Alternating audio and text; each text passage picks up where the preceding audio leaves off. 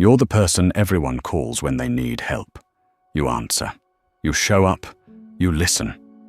Someone needs a favor. Of course. Someone needs advice. Call me. Someone's having a terrible day. You'll make time. But when you're struggling, almost nobody knows. You type, "Hey, can I ask you something?" Then delete it. It's fine. I'll figure it out. I don't want to bother anyone. And somehow, carrying everything yourself feels safer than sending one text asking for help.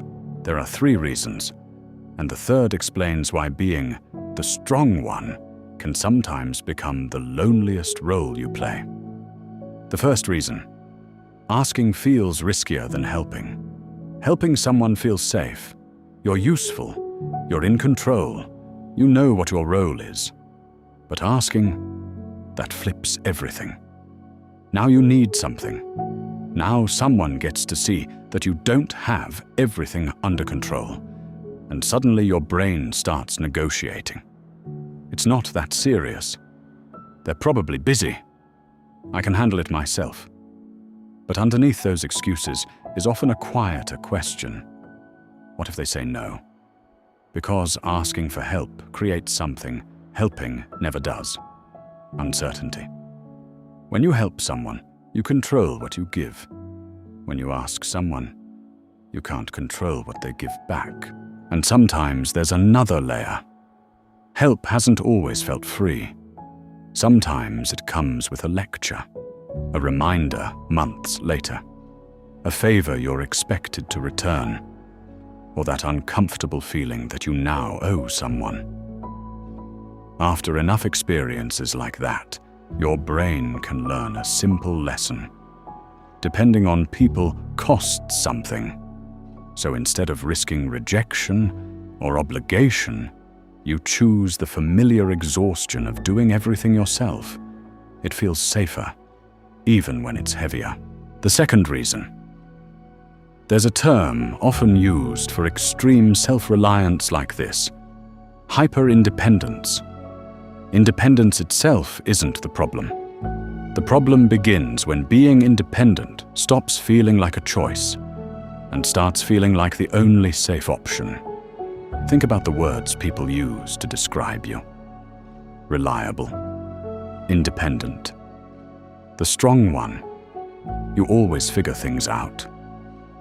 Those sound like compliments, and they are, until you start feeling like you have to live up to them. You become the person who carries everyone else's problems, the dependable one, the calm one, the person who always says, "I've got it." And slowly, being useful becomes part of how you feel valuable. So when you start struggling, asking for help doesn't just feel uncomfortable. It feels like breaking character. You don't say, "I'm overwhelmed." You say, "Just a busy week." You don't say, "I need someone." You say, "I'm fine." Because somewhere along the way, you stopped simply doing things alone. You became the person who doesn't need anyone. And those are very different things. The third reason, the deeper reason. Maybe asking for help isn't frightening because you might look weak. Maybe it's frightening because asking creates a question that you don't really want answered. If I genuinely need someone, will they actually show up? Imagine finally sending that message. "I'm not doing great." No joke afterward. No, haha anyway. No pretending, just honesty. And then, nothing. Or they don't understand, or they're too busy, or they dismiss something that took everything in you to finally say. That hurts differently, because now it wasn't your request that was rejected. It feels like you were. So your brain finds a clever solution. Don't ask. If you never ask, nobody gets the chance to disappoint you. If you expect nothing, nothing can be taken away. And from the outside, that can look like incredible independence. But sometimes what looks like strength is actually protection. And there's a hidden cost. Every time you say, "I don't want to bother anyone," you reinforce the idea that your needs are somehow more burdensome than everyone else's. Think about that. You'll listen to someone else's problems for an hour, but apologize for talking about yours for 5 minutes. You'll rearrange your day to help someone, but hesitate to ask them for 10 minutes of theirs. You'll tell everyone, "You don't have to go through this alone." Then go through everything alone yourself. Eventually, you can become so good at not needing anyone that people actually start believing you don't. So how do you change it? Not by suddenly telling everyone your deepest problems. Start smaller, with a micro ask. Ask a friend, "What would you do here?"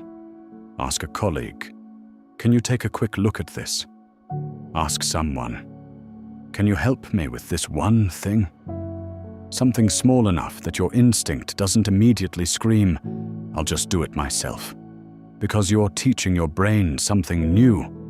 You ask, someone helps, and nothing terrible happens.